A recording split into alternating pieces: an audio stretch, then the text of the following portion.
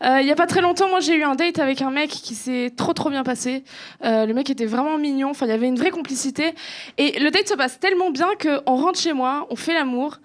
Et c'était vraiment génial, tout se passait hyper bien. C'était tendre, c'était beau. Et à un moment donné, il me regarde dans les yeux et il me dit « T'es vraiment une belle salope. » Merci. C'est pas vrai, hein, j'ai rien dit du tout. Mais du coup, il a répété plus fort, voilà. Là, à ce moment-là, j'ai senti qu'il fallait que je dise un truc. Du coup, je me suis entendu dire un truc un peu évasif, du genre bon. C'était pas la réponse adéquate, je pense. Hein, Et en même temps, je sais pas ce que j'aurais pu lui répondre, tu vois, parce que j'aurais pas pu mal lui répondre. Enfin, le mec, il était sur moi, il était en moi. Je pouvais pas le menacer, tu vois. Je pouvais pas lui dire « c'est qui que tu traites de salope ? Vas-y, parle bien par moi. Tu sais quoi, je te baise !» Non, ça n'aurait pas marché.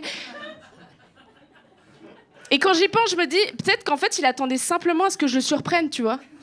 Si ça se trouve, il attendait juste à ce que je lui dise « Non, c'est toi, ma salope. C'est ma petite salope à moi. » Et j'ai rien dit. Et ça, ça me saoule vraiment, parce que je suis la première à tenir des discours féministes, tu vois, avec mes copines, à dire « Non, mais tu sais, si un mec te fait un truc que t'aimes pas au lit, il faut lui dire, il y a que comme ça qu'on sera épanoui, futuriste female. » Tu parles. Et dès que je couche avec un mec et qu'après il me fait « Alors, t'as joui ?» Je suis là « Ben non, mais ça va, c'était sympa de te regarder.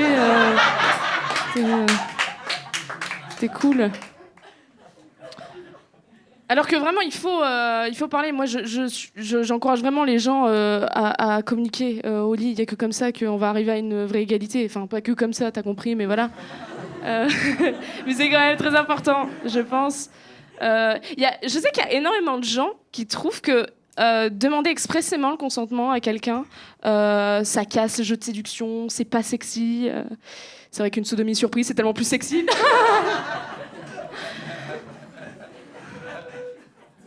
Ça fait mal. Mais non, il faut communiquer au lit, c'est très important. Faut se dire les choses. Faut pas tout se dire non plus. C'est pas ce que je suis en train de dire. Enfin, moi, une fois, j'ai couché avec un mec et après l'amour, il m'a dit « Franchement, j'aime bien ton cul, j'aime bien tes seins. Par contre, l'épilation... Donc le mec s'est cru dans un dîner presque parfait, en fait. Hein, c'est... voilà. Bonne ambiance, c'était bon. En revanche, j'ai retrouvé un poil pubien. En fait, ce serait marrant s'il existait une espèce d'application, tu vois, sur un espèce de tripad du cul, tu vois, de notation, où en fait, tu vas à un date, et après le date, tu reçois une notification sur ton portable, comme Uber ou Airbnb, qui te dirait « Qu'avez-vous pensé de Thomas ?» Et ben Thomas est un gros con, 1 étoile. Hop là. Ça simplifie, après, les algorithmes. Wouh.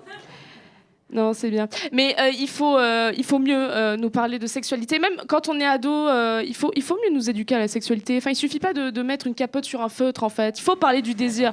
Non, mais vraiment, je pense qu'il faut vraiment en parler.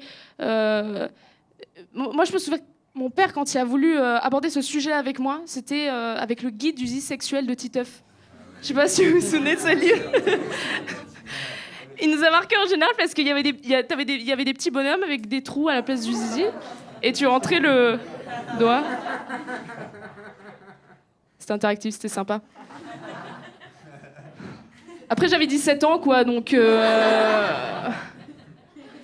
j'avais déjà tâté quelques chibres. Parce que je pèse un max. C'est faux. Non, et voilà. La masturbation féminine aussi, ça j'aurais bien aimé savoir un peu là-dessus. Parce que je savais assez tôt que les mecs le faisaient un truc avec leur zizi, mais les filles, je savais pas que c'était normal aussi. Et moi, j'ai vraiment passé mon enfance à penser que j'étais une folle qui violait des coussins. Et des doudous. À tous mes doudous, ils ont pris cher. Ah, mais si les doudous pouvaient parler, j'aurais pris perpète depuis longtemps. C'est-à-dire que moi, je rentrais chez Toys R Us, c'était rentrer dans un sex shop, hein, vraiment, c'était mon Pigalle à moi. Ah, tais-toi. Autant vous dire que la première fois que j'ai vu Toys R Us, j'étais pas tranquille. Et je vais vous laisser là-dessus. Merci beaucoup. Bonne soirée.